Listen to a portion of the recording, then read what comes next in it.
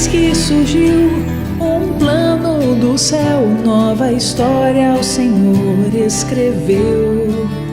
Nova chama soprou e chegou até nós, e a corrente de graça nasceu. E te responderei, e eu vou te revelar coisas misteriosas. O que são coisas misteriosas? Misteriosas porque a gente não sabe. São mistérios. O que eu quero para os grupos de oração do Pará? Se você não orar, isso continuará sendo um mistério. Agora, se nós oramos, se nós clamamos, se nós invocamos o Senhor, Ele vai nos responder. Não é assim que está dizendo a palavra? E Ele vai nos revelar. A palavra revelar vem de tirar o véu. Tem um véu que encobre, de modo que nós não consigamos ver o que o Senhor quer falar conosco. Revelar quer dizer isso: eu vou tirar esse véu para que você enxergue claramente a minha vontade para o seu grupo de oração. É exatamente isso que Deus quer fazer conosco, ontem, hoje e amanhã. Você toma posse dessa palavra? Sim. Você toma posse dessa palavra? Sim. Então, por um minuto, levanta sua mão direita, fecha seus olhos e peça ao Senhor, invoque o Senhor. Peça ao Senhor que Ele venha revelar-nos, que Ele venha nos mostrar o que Ele quer dizer a nós, ao nosso grupo de oração, nesses dias de encontro. Senhor, nós te invocamos, venha nos responder. Invoco-vos, Senhor. Você pode dizer seu nome, eu, Leandro, te invoco, Senhor. Responda-me, responda ao nosso grupo de oração, através de cada música, de cada oração, de cada pregação, de cada partilha, de cada momento em que nós estivermos aqui, nós te invocamos. Respondei-nos, Senhor. Revela-nos as coisas ocultas, misteriosas que nós não sabemos, que nós ignoramos, mas que nos trouxestes aqui para nos revelar, para nos mostrar. O Senhor está falando isso: eu trouxe você aqui para lhe mostrar a minha vontade. Eu trouxe você aqui para mostrar-lhe o meu querer.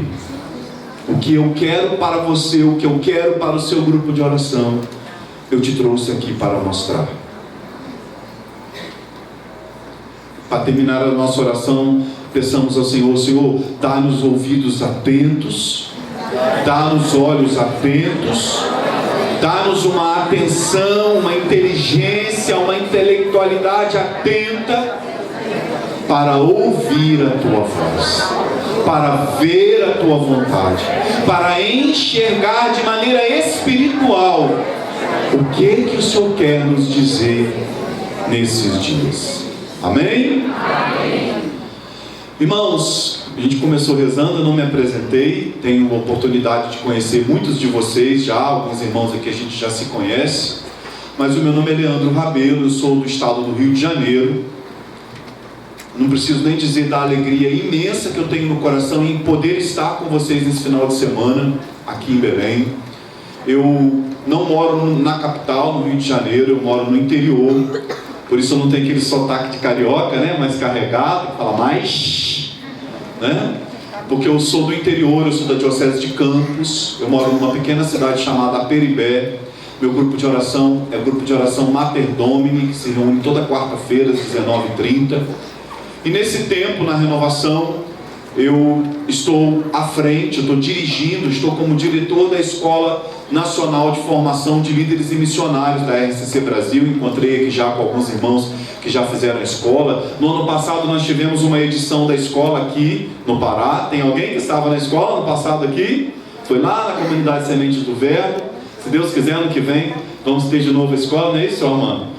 Vamos ter a escola novamente aqui. Teremos a escola em janeiro, em São Paulo, lá em Guaratinguetá, na Fazenda Esperança, de 11 a 21 de janeiro. Deixo o convite para, se algum irmão puder, 10 dias antes do ENF, nós estaremos na Escola Nacional, lá em Guaratinguetá, na Fazenda Esperança. 10 dias antes do ENF, depois começa o ENF. Vai ser uma alegria se algum de vocês puder estar conosco lá. E faço parte da Comissão Nacional de Formação, inclusive os subsídios para esse encontro que está acontecendo em todos os lugares, todos os estados do Brasil, está realizando esse encontro de coordenadores e núcleo. Final de semana passado, por exemplo, eu estava em Cuiabá, no encontro estadual do Mato Grosso, do estado do Mato Grosso, e foi feito um escrito, uma apostila para direcionar os 5 temas que serão trabalhados nesse encontro. Vocês vão ver que entre hoje e amanhã serão trabalhados até outros temas, mas tem 5 temas base que é para ser trabalhado nesse encontro, que são, já vou dizer para vocês: grupo de oração Alma da Renovação, que é esse primeiro tema; autoridade espiritual, os pilares de sustentação da autoridade espiritual do servo; escuta e discernimento, as dimensões do servo, as dimensões do serviço; e por último, grupo de oração e saída. São os 5 temas, e mais algum outro tema que o Estado julgar necessário. Final de semana passado, por exemplo, o Edivaldo, lá no Mato Grosso, inseriu um tema em que ele mesmo falou, e assim cada Estado teria liberdade para acrescentar ainda mais um tema de acordo com as realidades locais. E esse subsídio foi escrito, uma pequena apostilazinha para a gente poder direcionar os encontros em todos os estados. Eu ajudei a escrever essa apostila, tem um capítulo dela que fui eu que escrevi, para que nós conseguíssemos essa unificação em todo o Brasil, de que todos os grupos de oração do Brasil tivessem a oportunidade de ouvir e de meditar os mesmos temas.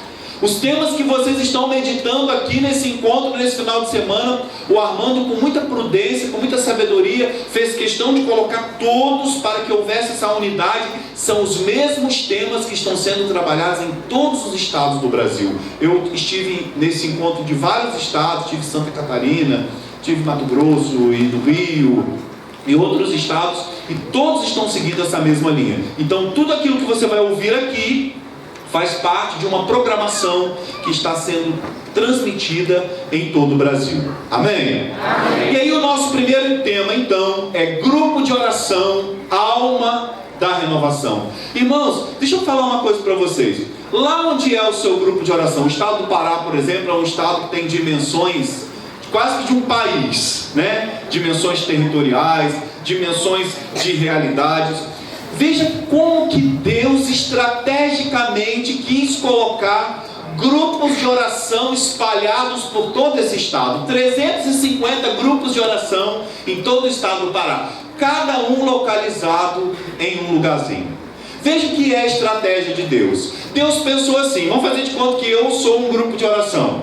Deus pensou assim, olha, eu vou colocar um grupo de oração aqui nesse lugar, nessa região. E aqui, estando um grupo de oração, eu consigo atingir as pessoas que estão aqui por perto. Mas eu não posso, Deus pensando, eu não posso estrategicamente colocar um grupo de oração aqui, porque aquela região lá também precisa de ter um pouco da minha estratégia. O microfone vai dar problema, mas... Então aqui também esse povo precisa. Mas também ali naquela outra região, Deus também precisa se fazer, Deus precisa falar através do grupo de oração. Então Deus colocou um grupo aqui, Deus colocou um outro grupo aqui no outro lugar, para que aquelas pessoas que moram ali naquela região, estrategicamente tivessem um lugar onde pudessem clamar a efusão do Espírito Santo. E Deus colocou lá, e Deus colocou lá. E Deus foi espalhando nos diversos pontos desse estado do Pará, de uma forma estratégica, sem estratégia. Estratégia de Deus. O que é estratégia? Estratégia é planejamento. Por que eu vou colocar um grupo de oração em cada ponto desse estado? Porque naquele lugar, naquela região, as pessoas precisam de um espaço caloroso, de um lugar que se proporcione a essas pessoas uma profunda experiência com Deus. Qual que é o nome do seu grupo de oração? Foi muito fraquinho, nós vamos falar mais bonito. Já falei o nome do meu grupo de oração chama Grupo de Oração Mater Domini, se reúne toda quarta-feira às 19h30. O seu grupo é qual? Qual o dia da semana que se reúne? Qual horário? Em que lugar? É como se Deus estrategicamente tivesse escolhido o seu grupo de oração para que acontecesse lá no seu grupo de oração o que aconteceu em Atos capítulo 2. Se você quiser, você pode abrir a sua Bíblia. Atos capítulo 2 traz a narrativa de Pentecostes. E diz assim, Atos capítulo 2, versículo 1. Chegando o dia de Pentecostes, estavam todos reunidos no mesmo lugar. Veja se isso não é bem parecido com o que acontece com a gente toda semana no grupo de oração. Chegando o dia do grupo de oração, estavam todos reunidos no mesmo lugar, na mesma capela, na mesma paróquia, na mesma sala, ao ar livre, não sei onde é. De repente, veio do céu um ruído, como se soprasse um vento impetuoso, e encheu todo o lugar onde estavam sentados. Apareceu-lhes então uma espécie de línguas de fogo, que se repartiram e repousaram sobre cada um deles, e ficaram todos cheios do Espírito Santo, e começaram a falar em outras línguas, conforme o Espírito Santo lhes concedia que falassem. Não é isso que acontece lá no seu grupo de oração? Chegando o dia do grupo de oração, estavam todos reunidos naquele mesmo lugar. De repente, veja que bonito quando a palavra de Deus tem detalhes que a gente não presta atenção. Quando a palavra fala, de repente veio do céu, sabe o que isso quer dizer? É que nem no grupo de oração, nem na nossa vida, nós podemos determinar assim, é agora que vai acontecer a efusão do Espírito Santo. Ah não, nós vamos reservar esse momento aqui, é essa hora que vai acontecer. Desculpe, mas não determine, porque não é assim. A efusão do Espírito Santo no grupo de oração acontece na hora que é da vontade de Deus. Pode ser numa música, pode ser numa oração, pode ser numa pregação, pode ser... Não é você que determina dizendo, é agora, irmão, é agora, vamos lá, é agora que vai acontecer a efusão, vamos lá. Não é assim. São os ruídos de Pentecostes. Não adianta determinar, é na hora que Deus quer. Por isso que a palavra diz, de repente, ou seja, sem ninguém planejar, aconteceu, o Espírito Santo veio, começou a falar em outras línguas e os ruídos, Pentecostes continuam, né? Sabe, irmãos, o grupo de oração é esse lugar da expectativa. Por isso que o cardeal Sunes, lá no início da história da renovação, foi a pessoa que disse, o grupo de oração é a alma da renovação. O grupo de oração é a alma da renovação, porque é ele que é o seu ânimo, ele que é a sua célula. A renovação carismática não existe se não for pelo grupo de oração.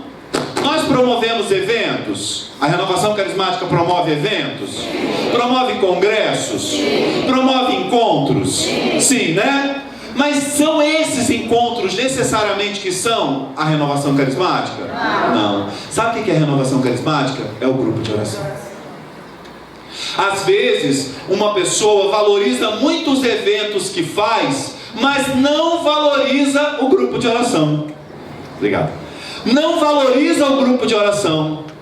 Eu conheço grupos de oração, olhem para mim, eu conheço grupos de oração que quando vão organizar um evento, um encontro, fazem aquilo com o maior capricho, mas o grupo de oração é feito assim, mais ou menos, de qualquer jeito. Nós vamos organizar essa experiência de oração, nós vamos organizar esse dia de louvor, nós vamos organizar esse avivamento, aí todo mundo se dedica, todo mundo se junta, mas o grupo de oração está lá descuidado, não se ora muito para preparar, não prepara na oração. E o cardeal Sunes então disse, o grupo de oração é a alma da renovação, isto é, o seu ânimo, é a sua célula, é o principal, é aquilo que mais devemos ter cuidado. Ao longo desses últimos anos na renovação carismática, o grupo de oração vem recebendo alguns nomes, vem sendo feitas algumas reflexões sobre o grupo de oração. Essa primeira data do início, a história dos grupos de oração, o cardeal Sunes chamou de grupo de oração, alma da renovação. Nós aprendemos pelo módulo básico que o grupo de oração é a célula fundamental, básica, da renovação. Nós aprendemos também que o grupo de oração é um tesouro de Deus. Inclusive tem uma apostila antiga de formação de coordenadores de grupo de oração, que o nome da apostila é Grupo de Oração, Tesouro de Deus. Grupo de oração é uma graça para a igreja. São 3 apostilas antigas que a gente nem usa muito mais. Outra coisa, e aí eu queria que você pegasse a palavra. A palavra de Deus no livro do Apocalipse, capítulo 3, versículo 8. Apocalipse 3, 8.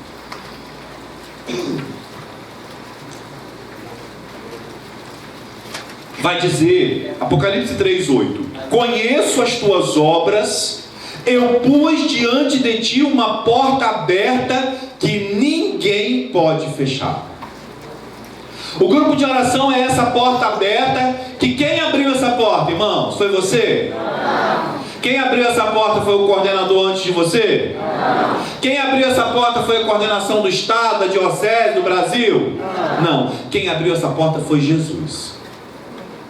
Esse grupo de oração, o seu grupo de oração, quando ele começou, quando ele abriu as portas, foi com pura vontade de Deus. E o Senhor está falando: eu pus diante de você uma porta aberta, um espaço privilegiado, onde Deus quer agir, onde Deus quer atuar, e ninguém pode fechar essa porta. Meus irmãos, nós sabemos de casos de grupos de oração que estão fechando as portas, estão acabando. Mas não é essa a vontade de Deus. A vontade de Deus é que se abram mais grupos de oração, não que nenhum grupo de oração feche as suas portas. E olhem para mim, todo mundo olha para cá. Olha para cá. Nós temos que trabalhar com todas as nossas forças para que nunca um grupo de oração se feche. O grupo de oração pode estar enfraquecido. Quando tem alguma coisa enfraquecida, nós temos que ir lá e dar força e não desistir. Quando algo está se acabando, nós temos que ir lá e fazer de tudo para que não se acabe. Eu não sei se esse é o caso do seu grupo de oração, que passa por momentos de dificuldade e que vocês talvez até já tenham pensado em fechar as portas. Grupo de oração é porta aberta. Se essa porta se fechar, para onde aquelas pessoas vão receber a graça do Espírito Santo? Então não se pode fechar o grupo de oração. E aí agora mais recente, no momento de oração no Conselho Nacional, o grupo de oração foi chamado de grupo de oração é o amor de Deus em ação. O amor de Deus em ação, atuando, é o grupo de oração. O Monsenhor Jonas Abib, em 2014, no ENF de 2014, ele disse assim: o grupo de oração é um celeiro produtor de santos. Por isso que o tema geral desse encontro é grupo de oração, lugar de santidade. Monsenhor Jonas, em 2014, no ENF, ele disse: grupo de oração é um celeiro produtor de santos. Quantos santos já foram canonizados lá do seu grupo? Mas vocês estão rindo? Não é para rir, não. É para responder assim: olha, por enquanto é da nenhuma, nós estamos no processo. E o primeiro que tem que querer ser santo tem que ser você, coordenador. Você tem que dar o exemplo. Os primeiros que tem que querer ser santos são vocês, membros dos núcleos. Vocês são os primeiros que precisam querer ser santo. Os melhores coordenadores não são aqueles que dizem assim: vai lá, faz. Não. Os melhores coordenadores são aqueles que dizem assim: vamos lá, vamos fazer juntos. Coordenador não é aquele que manda. Coordenador é aquele que dá o primeiro passo e faz. Dá o exemplo. Muitas pessoas pensam que coordenar um grupo de oração é uma atitude assim, digamos, bem de autoridade, né? Mas veja, eu sempre gosto de usar essa comparação. Vocês aqui, ó, essa fila toda, vocês podem colocar no banco as coisas de vocês e vir aqui na frente rapidinho? Essa primeira fila aqui. Só tem moça bonita nessa primeira fila, por isso que eu estou chamando vocês. Vem. Só tem as meninas de Jesus aqui. Vem cá, faz favor. Fica aqui, uma fileira, vocês aqui na frente. Isso. Fica aqui, fica aqui, fica aqui. Olha que povo bonito do Pará. É tudo Santarém? Glória a Deus. Muita gente pensa que coordenar grupo de oração é isso aqui, quer ver? Nós temos um grupo de pessoas, foi feita uma eleição, aí uma pessoa foi eleita. Essa menina que foi eleita, coordenadora do grupo de oração. Aí as pessoas acham que ser eleito para coordenar um grupo de oração é isso aqui, ó. Deixa elas ali, tá? Vem comigo.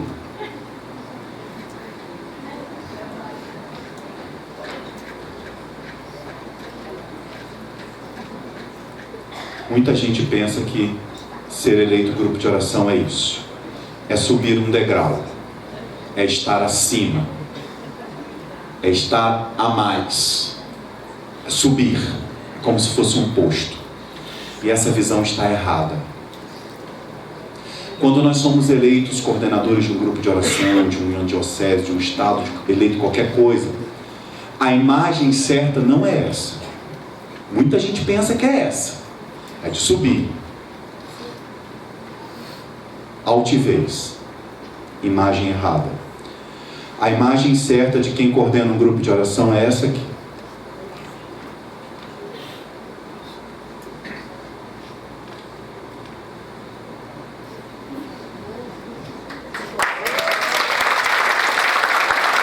Ser eleito coordenador de um grupo de oração é servir aqueles irmãos. Fica mais um pouquinho, irmã.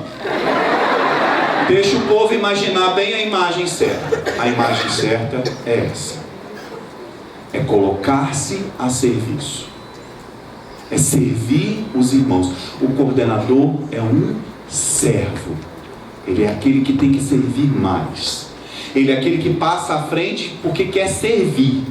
E não aquele que sobe um degrau e acha-se maior, superior. Amém? Uma salva de palmas para essas meninas aqui. Muito obrigado. E aí então, irmãos, nós vamos meditando cada coisa. Por isso que o Monsenhor Jonas diz que o grupo de oração é um celeiro produtor de santos. Também no ENF de 2016 foi dito que o grupo de oração é um oásis de misericórdia. O que é um oásis? Aquele lugar de descanso, de repouso. A pessoa vem para o grupo de oração, às vezes ela está desesperada, ela está aflita, ela está cheia de problema. Ela precisa encontrar no grupo de oração alimento, descanso, repouso. Grupo de oração é um hospital de campanha, Congresso Nacional de 2016. Gente, o que é um hospital de campanha? Tem uma guerra, ou tem uma epidemia. Coloca-se lá um hospital para atendimento imediato. Já chegou gente no seu grupo de oração chorando? Já chegou gente no seu grupo de oração desesperado com algum problema? Aquela pessoa precisa de um atendimento imediato. Aquela pessoa precisa de uma injeção rápida. E os nossos grupos de oração estão prontos para oferecer esse atendimento imediato. Hospital de campanha é isso. É aquele que a pessoa chega lá sem um braço, sem uma perna, sangrando, esvaindo-se em sangue, com corte, e aí automaticamente, na mesma hora, no mesmo momento, tem que ter alguém que o atenda, que faça logo aquele medicamento, aquela sutura, ou seja o que for. Grupo de oração é um hospital de campanha nesse sentido. Grupo de oração também é o cenáculo de Jerusalém nos dias de hoje. Lugar de expectativa. Lembra da narrativa que nós fizemos de Atos 2? Lugar de expectativa. Lugar do cumprimento da promessa. E lá no grupo de oração, com eles está Maria. A presença de Maria nos garante que eles estavam em atitude de profunda oração.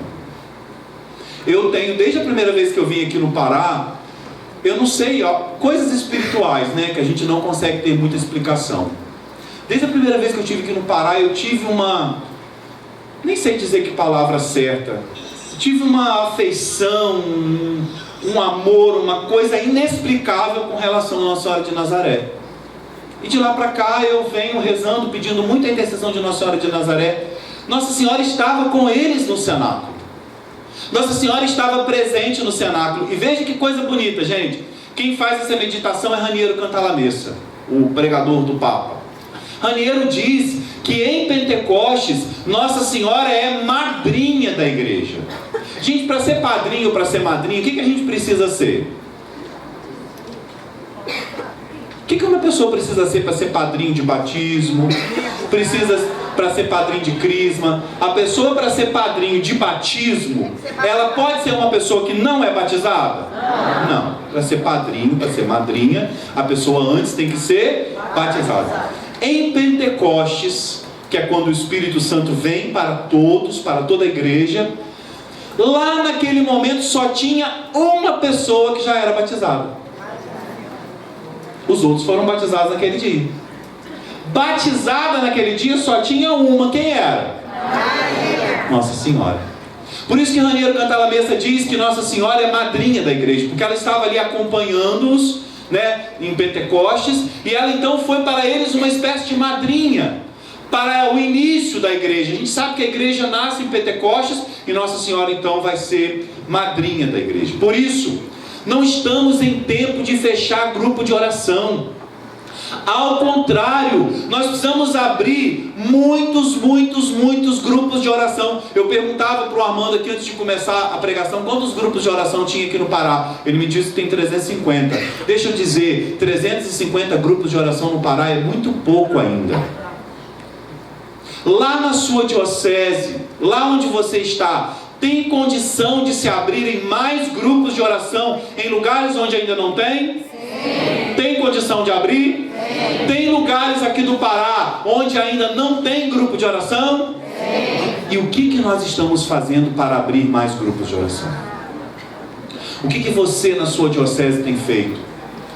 Estrategicamente, Deus quer colocar mais um ponto naquele lugar, mais um ponto, quer dizer, Ele quer abrir mais um grupo de oração, para que mais pessoas tenham oportunidade de experimentar, de vivenciar o batismo no Espírito. Então, irmãos, devemos fazer tudo o que nós pudermos para abrir mais grupos de oração. O segundo momento dessa pregação é fazer uma meditação de que elementos não podem faltar nos nossos grupos de oração. Foi feito um estudo agora recente, nós da Comissão Nacional de Formação. Nós já estamos, desde quando a Cátia entrou, que ela formou essa nova comissão, somos 12 pessoas de todo o Brasil que ajudam a ver as apostilas, os materiais que são publicados, né, orientados pelo Padre Antônio José, que é o nosso diretor espiritual. A gente tem se debruçado muito, pesquisando sobretudo quais são os principais elementos que um grupo de oração tem que ter.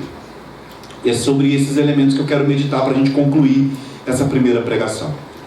Essa pesquisa foi feita em alguns autores basilares, alguns autores da base, Cardeal Sunes, Beth Mansfield, Dom Cipriano Chagas, lá do Rio de Janeiro, que acompanhou muito o início da renovação, sobretudo lá no estado do Rio, Padre Eduardo Dougherty, Monsenhor Jonas Abib, vários autores que escreveram muito sobre a renovação, Padre Alírio Pedrini, Bert Guese, e outros que escreveram lá no início, Prado Flores, grandes escritores, né, do início das histórias da renovação, e todos entre eles viram que em comum existem algumas coisas que não podem faltar nos nossos grupos de oração. Vocês querem saber quais são? Sim? E eu queria convidar você a ir fazendo uma autoavaliação. Enquanto eu vou colocar cada uma dessas coisas para a gente concluir, eu queria que você fosse pensando, você fosse medindo como que está isso no meu grupo de oração. Amém? Pode ser? A gente vai fazendo uma espécie de avaliação. Você vai meditar o seu grupo de oração. Primeiro elemento que esses autores detectaram que não pode faltar no grupo de oração. O primeiro e talvez o principal, o louvor. Irmãos, lá atrás, lá no início da renovação carismática, nós íamos para os grupos de oração e o que nós mais fazíamos no grupo de oração era louvar. Deixa eu contar para vocês o meu testemunho. Eu não posso testemunhar para vocês aqui assim, gente, eu conheci o Senhor, eu levava uma vida assim, eu usei droga, eu fazia isso, fazia aquilo. Eu não tenho esse testemunho para dar para vocês. O meu testemunho é um pouco diferente desse. O meu testemunho é: eu nasci e cresci na igreja. Hoje eu tenho 43 anos de idade. Tudo que vocês pensarem na igreja, eu já ajudei a servir. Fui da catequese, fiz a primeira Eucaristia, e eu acho que eu era tão precoce em tudo que logo assim que eu fiz a primeira Eucaristia, já me chamaram para ser ajudante da catequese. Com 10 anos, eu já ajudava na catequese. Sabe o que era a minha função? A minha função era assim: a minha paróquia era em frente a um colégio. Na minha paróquia não tinha salão paroquial para catequese. Então nós usávamos o colégio para as aulas de catequese. A minha função, quando eu comecei a ajudar na catequese, era chegar mais cedo, porque a coordenadora da catequese, ela gostava de colocar as carteiras em círculo, e não em forma de sala de aula, um atrás do outro. Ela gostava de colocar em círculo. A minha função era simplesmente essa: chegar e arrumar as carteiras de todas as salas em círculo. Essa era a minha função na catequese com 10 anos. Tinha acabado de fazer a primeira comunhão. Era coroinha nessa época. Agora eu sou coroão. Naquela época eu era coroinha. Então eu chegava, arrumava, e além da catequese, com 12 anos, eu fui convidado para fazer a minha primeira pregação. 12 anos eu fiz a minha primeira pregação. Foi exatamente no curso de crisma. Não era nem crismado, só crisma com 15, né? Com 12 anos eu já fui dar uma palestra no curso de crisma, e eu me lembro direitinho como se fosse hoje. Eu tinha 12 naquela época, agora eu estou com 15, faz pouco tempo. Foi sobre o reino de Deus. Foi a minha primeira palestra. E caminhei, fui do grupo de adolescentes, fui do grupo de jovens, conheci a renovação carismática aos 14 anos, e lá eu fui já caminhando, estou a serviço de Jesus até hoje. Nunca me afastei, nunca estive longe, nunca estive fora, sempre pela graça de Deus, não por graça minha, mas eu sempre estive na caminhada. Tudo que vocês pensarem na igreja, até cantar no coral eu já cantei. Imagina o estrago, né? Mas até cantar no coral eu já cantei. E veja, irmãos, por que eu estou dizendo isso para vocês? Lá no início, com 14 anos, quando eu fiz a minha primeira experiência com a renovação, o que ensinaram para mim, eu me lembro direitinho, uma senhora chamada Sônia. Ela fez uma pregação naquele primeiro aprofundamento que eu participei, e ela falou sobre o louvor. Tudo que a Sônia falou sobre o louvor ainda é latente no meu coração até hoje. O que é o louvor? Reconhecer Deus por aquilo que Ele é. E os nossos grupos de oração pararam de louvar. Vocês confirmam isso? Se não pararam totalmente, pelo menos diminuíram o louvor. Nós precisamos retomar o louvor nos nossos grupos de oração. Nós precisamos fazer que o louvor volte a ser o centro da nossa oração no grupo de oração. Nós temos pedido muito, nós temos feito muitas outras coisas a não ser louvar. Então esses autores, dentro dessa pesquisa que a gente vem fazendo, eles detectaram que um elemento que faz parte desde a história do início da renovação e deveria fazer até hoje é o louvor. Porque o louvor leva-nos a cumprir aquilo que nós fomos chamados. O louvor, porque nós fomos criados para o louvor da glória de Deus. Então, se eu perguntasse, gente, eu acho que eu não vou nem perguntar, mas se eu perguntasse como que está o louvor nos grupos de oração de vocês, tenho certeza que a resposta de todos ou quase todos seriam: está fraco, Leandro, nós estamos louvando muito pouco. Porque tem muita gente pensando que louvar é só cantar, pular, fazer gesto, tocar o outro, né? Tem gente que pensa que é isso que é louvar. Isso pode até ajudar o início do louvor, mas o louvor são palavras que devem brotar do nosso coração, de exaltação de Deus, de elogio a Deus, e a gente vai desprendendo de nós aquelas palavras, aquela exaltação, e a gente vai exaltando o nome do Senhor, vai louvando, e Deus vai agindo. Sabe o que o louvor faz, gente, no grupo de oração? O louvor faz isso. No Congresso Estadual do Estado de Goiás, numa música de ação de graças após a missa, né, na ação de graças da missa, o Ministério de Música Local, que estava cantando no encontro, eles cantaram uma música simples, composta por eles. Eu achei a música fantástica. A música dizia assim: Grande és tu, Senhor, grande és tu, Senhor. O meu prazer é agradar teu coração. E quando eu levantar as minhas mãos, o meu louvor irá tocar o céu, o meu louvor irá tocar o céu. Só isso a música. Simples, né? Mas uma música de extremo louvor, extrema exaltação, reconhecimento de quem Deus é, que nós não somos. Sabe quem louva muito? Quem louva muito é quem reconheceu quem Deus é. Quando a gente se acha muito, a gente tem dificuldade para louvar. Podem observar. Toda pessoa tem um perfil, a característica de muito se achar. A gente fala lá no Rio que é síndrome de Tássia. Já ouviram? Já ouviram falar? Síndrome de Tássia. Tá se achando.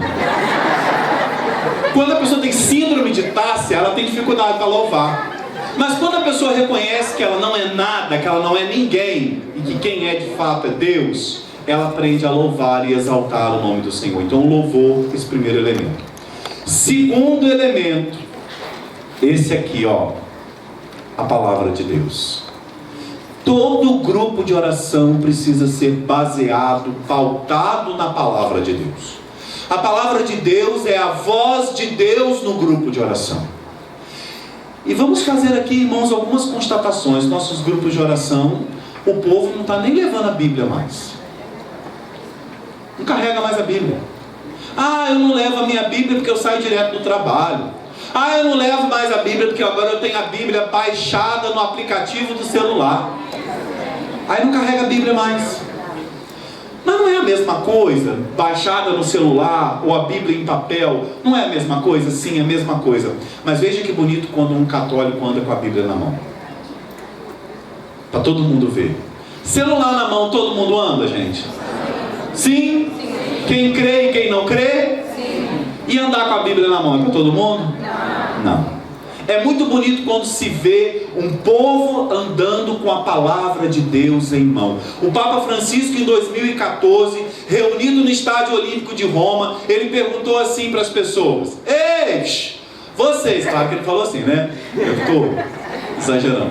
Ele perguntou assim: vocês, os carismáticos, lá no início, vocês andavam sempre com a Bíblia na mão, carregavam a Bíblia nas suas bolsas, deixavam a Bíblia no carro, as mulheres não tiravam a Bíblia da sua bolsa, os homens carregavam a Bíblia no carro, e agora, vocês continuam assim? Aí todo o Estádio Olímpico de Roma respondeu para o Papa assim: sim. Se vocês quiserem ver no YouTube, tem esse vídeo. Aí o Papa Francisco olha assim debaixo do óculos e diz assim: eu não tenho tanta certeza disso. Observação dele, né? Ele sabe que o nosso povo já não tem andado mais com a palavra. E não só carregar a Bíblia, mas ler, meditar, orar, fazer com que nossas orações partam da palavra, fazer com que a nossa vida seja pautada na palavra, pelo menos uma vez por dia, pegar a palavra para ler, que seja um versículo. Leandro, não tenho tempo. Tempo é a gente que faz, irmãos. Você não tem tempo, não? Tem sim, é você que não está sabendo se organizar. Você que não está sabendo organizar a sua vida de modo que você consiga tirar pelo menos um minuto para você ler a palavra. Então, outro elemento que não pode faltar no grupo de oração é a palavra. Outro dia eu fui a um grupo de oração, fui convidado, fui visitar um grupo, e o pregador daquela noite falou assim: irmãos, hoje a nossa palestra, nem falou pregação, hoje a nossa palestra, nós não vamos usar a Bíblia não. Eu trouxe aqui uma notícia do jornal e nós vamos falar sobre essa notícia aqui nessa palestra no grupo de oração. Falei: sangue de Jesus tem poder. A palavra de Deus é o centro da pregação. A gente pode citar um exemplo de alguma coisa que leu no jornal, pode citar um exemplo que um pregador falou, pode citar um exemplo de um outro texto, mas a Bíblia é o centro da pregação. Quando a palavra é anunciada, ela não volta sem produzir o seu efeito. É uma promessa de Isaías 55. Toda palavra pronunciada, ela não volta sem atingir. Por isso a evangelização vai ser mais ativa, a pregação vai ser mais poderosa quando ela é acompanhada pela força e pelo poder da palavra de Deus. Terceira coisa, falamos a primeira que foi qual? Segunda coisa, palavra de Deus. Terceira coisa, exercício dos carismas. Irmãos queridos, quanto grupo de oração que você entra e sai, ninguém nem sequer orou em línguas. Cantaram muito, louvaram muito, mas não exercitaram os carismas. Já tem casos de grupo de oração que chegaram a esse ponto. Passa a reunião toda do início ao fim, ninguém ora em línguas, não tem uma palavra de profecia, não tem uma palavra de ciência, não tem uma palavra de sabedoria, não tem nada, não tem exercício de carismas nenhum. O exercício dos carismas é fundamental no grupo de oração. E deixa eu dizer, muito disso o culpado é o núcleo.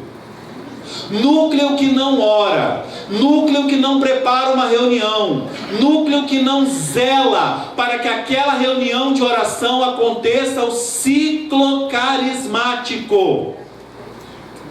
Aliás, deixa eu dizer, tem núcleo que nem sabe o que é ciclo carismático. O que é o ciclo carismático? O ciclo carismático é um momento de oração em que a gente começa com louvor, a gente louva, pode começar louvando com música, mas depois o louvor tem que se transformar em oração. Louva, a hora do Espírito, clama o Espírito Santo, louva, clama o Espírito, depois faz silêncio e depois os carismas se manifestam. Isso é ciclo carismático. Tem grupo de oração que o condutor da oração, ele conduz a oração o tempo todo, não deixa ninguém falar nada. Ele ora, mas a assembleia não ora nada, só fica escutando ele orar. Não é esse o objetivo de quem conduz uma oração no grupo de oração. O objetivo de quem conduz uma oração no grupo de oração é fazer com que as pessoas orem. É arrancar a oração das pessoas. Não é para todo mundo ao final da reunião falar assim, nossa, como que o fulano ora bem, né? Porque tem pessoas que vão conduzir o grupo de oração e ele fica lá orando, ou ela fica lá orando, não coloca as pessoas para orar. É preciso exercitar os carismas do grupo de oração. E aí eu gosto sempre de citar um exemplo de um dia que nós, saindo de uma missão, nós fomos lanchar numa pastelaria. Aqui no Pará tem muitas pastelarias? Tem? Aí chegamos à pastelaria, estava lá uma placa enorme na porta, pastelaria. Aí entramos na pastelaria, fomos pedir um pastel. Aí chegamos ao balcão, moço, vê só tem pastel de quê? Aí o homem falou pra gente assim, não tem pastel. Aí eu falei, peraí um bocadinho só, moço. Voltei lá fora, olhei a placa de novo, entrei de novo. Falei, moço, mas na placa lá fora está escrito pastelaria. Ele falou, é pastelaria, mas não tem pastel não. A gente tem só outras coisas. Muito me lembra o grupo de oração que não exercita os carismas. É uma pastelaria sem pastel. Se o grupo de oração não exercita os carismas, que grupo de oração carismático é esse, minha gente? Talvez ele não esteja cumprindo o seu papel de grupo de oração. Grupo de oração precisa ter o exercício dos carismas. Os dons, os carismas, são inseparáveis do seu doador. O Espírito Santo está no grupo de oração, sim ou não? Sim. O Espírito Santo age no grupo de oração, sim ou não? Sim. Se ele age, os carismas precisam se manifestar, porque os carismas são inseparáveis do doador. Se o Espírito está lá, os carismas também precisam se manifestar. Quarta coisa, concluindo quase, um genuíno batismo no Espírito Santo. Gente, o que é o batismo no Espírito Santo? Como nós já meditamos, é possível a gente falar assim, vai ser agora? Não. Batismo no Espírito Santo, nós temos que clamar o Espírito Santo no grupo de oração. Amém? Amém. O seu grupo de oração, toda reunião de oração, clama o Espírito Santo? Sim. Seja cantando, seja orando, seja com a pregação da palavra, vocês clamam o Espírito Santo? Sim. Agora, quando o Espírito Santo promoverá a efusão, aí é com Ele. É Ele que sabe. Eu fui a um outro grupo de oração e essa história, quando eu conto, todo mundo acha que é mentira. Mas eu vou contar mesmo assim. Eu tenho lá em casa a folhinha, eu tenho que aprender a pegar aquela folhinha, dobrar e colocar dentro da minha Bíblia. O grupo de oração, quando eu cheguei ao grupo de oração, me entregaram uma pauta do grupo de oração. E a pauta do grupo de oração era assim: 19h30, início das músicas de louvor, com a música Deixa a Luz do Céu Entrar. 19h35, Deus Trino.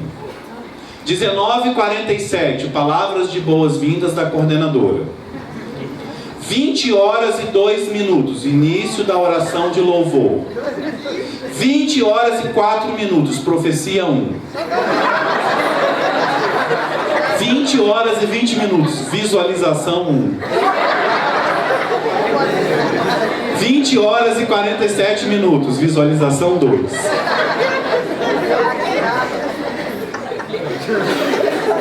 Vocês estão achando engraçado, né? Mas era para chorar. Eu senti vontade de chorar. O grupo de oração tinha cronograma até da hora que as profecias iam acontecer. É sério, gente, não é brincadeira não. É sério. Tem grupos de oração que tentam chegar a esse grau de, nem sei que nome dizer a isso, mas o Espírito Santo precisa agir com liberdade. É o Espírito Santo que diz que horas que a gente vai ser batizado no Espírito. É o Espírito Santo que diz que horas que Ele quer se revelar em profecia, que horas que Ele quer se revelar em palavra de ciência. Um genuíno batismo no Espírito Santo também não é gritaria. Um genuíno batismo no Espírito Santo não é teatro. É agora! É agora! Vamos pular! É agora, irmão! O Espírito Santo está vindo! É agora!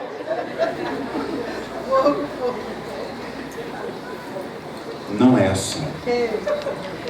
Isso é espetáculo, entretenimento, diversão. O Espírito Santo promoverá a efusão quando for da vontade dele. É Ele que sabe. Vocês acham que uma pessoa pode ser profundamente batizada no Espírito enquanto ela está cantando um canto entregue na oração? Sim. Você acha que a pessoa pode ser batizada no Espírito Santo profundamente enquanto ela está ouvindo uma pregação? Sim. Sim.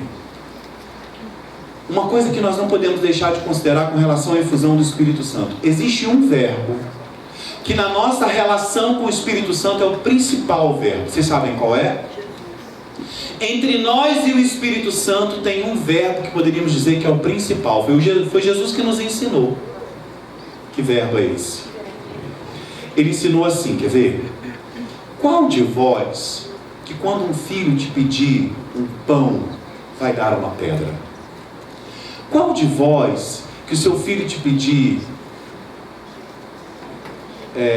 esqueci agora o que é, ele fala, vai dar um escorpião. Um peixe vai dar um escorpião.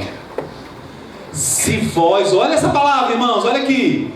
Se vós que sois maus, sabeis dar coisas boas aos vossos filhos, quanto mais o Pai do céu dará o Espírito Santo a todos aqueles que lhe pedirem. Está aí o verbo, pedir.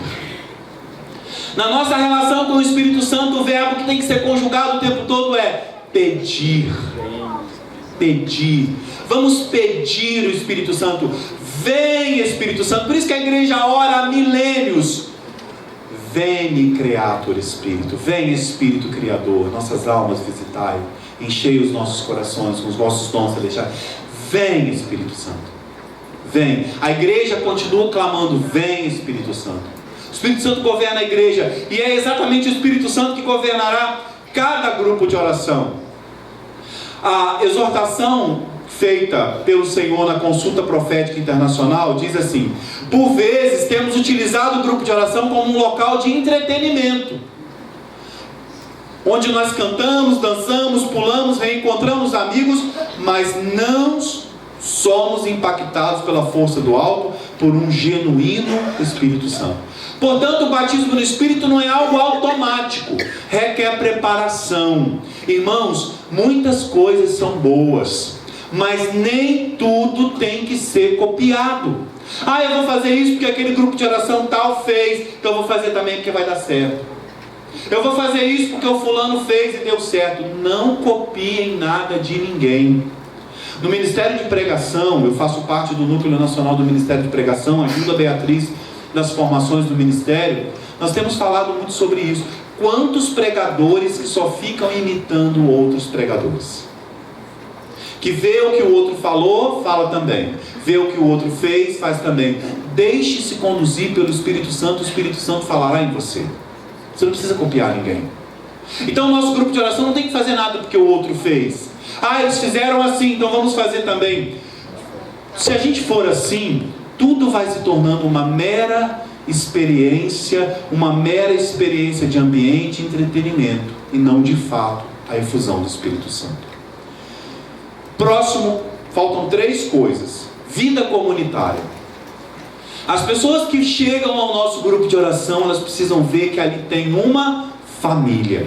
Ali tem pessoas que vivem como irmãos. Ali tem pessoas que vivem a vida de fraternidade, que se amam, que se unem. Por isso que lá no início, lá quando o Pentecostes aconteceu, quando os primeiros cristãos se reuniam, alguém, observando a maneira como eles se comportavam, e muita gente acha que isso está escrito na Bíblia, mas não está.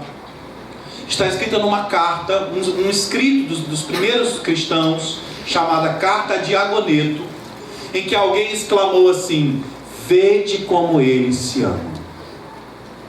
Observando o comportamento das pessoas lá no início da história da igreja, alguém exclamou: vede como eles se amam. Deixa eu fazer uma pergunta para vocês. Lá onde vocês moram, as pessoas que ainda não vão ao grupo de oração, quando elas olham para o grupo de oração, quando elas olham para as pessoas que frequentam o grupo de oração, como que elas falam?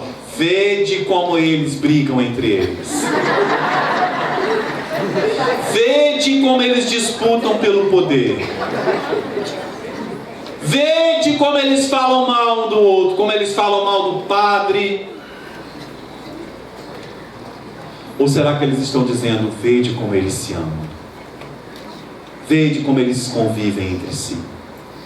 O que estão falando lá do seu grupo? Pensa aí. O que estão falando do seu grupo de oração? Grupo de oração é lugar de vida fraterna. Grupo de oração é lugar de vida comunitária. Acolhimento eficaz. Cuidado, pastoreio. Cuidar daquelas pessoas, daquelas ovelhas que estão lá no grupo de oração. Outra coisa, outro elemento que esses pesquisadores, que esses autores encontraram: uma liderança comprometida. Coordenadores, líderes dos grupos de oração que se comprometem com o Senhor, que se comprometem em dar o seu sangue. Aquele que é coordenador, coordenadora, fica de pé, por favor. Todo mundo aqui que é o coordenador de um grupo de oração, por favor, fiquem em pé. Os coordenadores, núcleos não, só os coordenadores.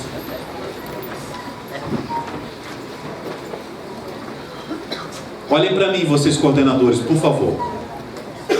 Sabe qual é o chamado de Deus para a vida de vocês nesse tempo? Primeiro eu queria te dar uma notícia. A notícia que eu quero te dar é a seguinte: você foi chamado para coordenar esse grupo de oração, amém? Amém. Foi Jesus que te escolheu, amém? Amém. Que não é para você subir, é para você descer, servir, amém? Amém. A notícia que eu quero te dar é: esse tempo vai passar. Talvez vai durar 2 anos, 4 anos, mas esse tempo vai passar. E o que eu quero pedir para você, coordenador, coordenadora que está aqui: durante esse tempo, faça tudo o que você puder pelo seu grupo de oração. Lute pelo seu grupo de oração com todas as suas forças.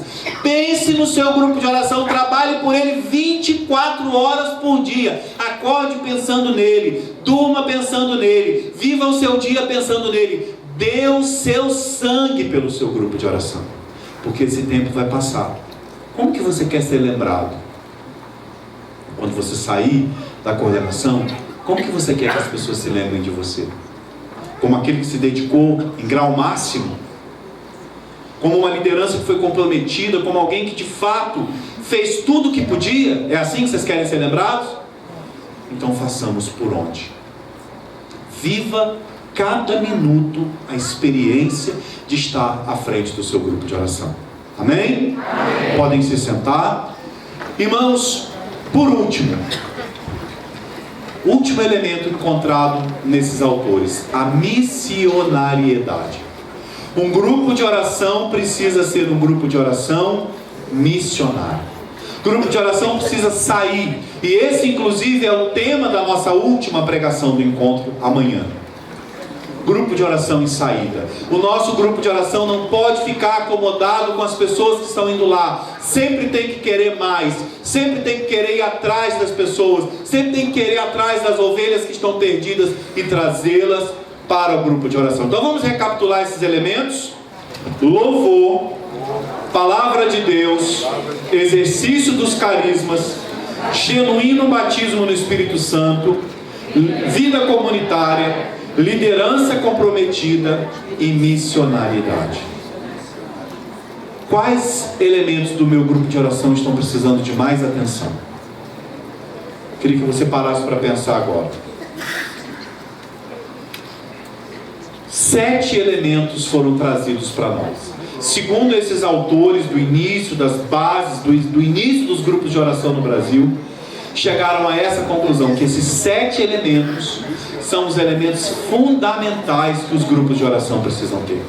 Qual elemento desses o seu grupo de oração está mais carente? Amém? Amém? Amém? E eu queria terminar então essa pregação. Eu já pedi autorização ao Armando, ele já me autorizou. Se ele me autorizasse, eu não ia fazer não. Agora a gente vai fazer um pouquinho de bagunça aqui nessa sala. E eu queria terminar essa pregação sobre grupo de oração Alma da Renovação, fazendo com vocês uma meditação sobre núcleo de grupo de oração. Podemos fazer? Sim. Vocês topam participar? Sim. Só que vai ser uma meditação um pouquinho diferente. Não vai ser eu falando e vocês me ouvindo não. Nós todos vamos participar. Pode ser? Posso contar com vocês? Pode? Então tá bom. Então eu quero que vocês desocupem as mãos, tirem tudo, coloquem na cadeira. E nós vamos todos nos levantar. E nós vamos tentar fazer um grande círculo aqui nesse salão. Todo mundo vai sair das cadeiras. Nós vamos fazer um grande círculo. Vamos para as laterais. Pode fazer aqui na frente também. Todo mundo saindo. Nós vamos fazer um grande círculo. Essa vai ser uma meditação para nós pensarmos o que é um núcleo de grupo de oração.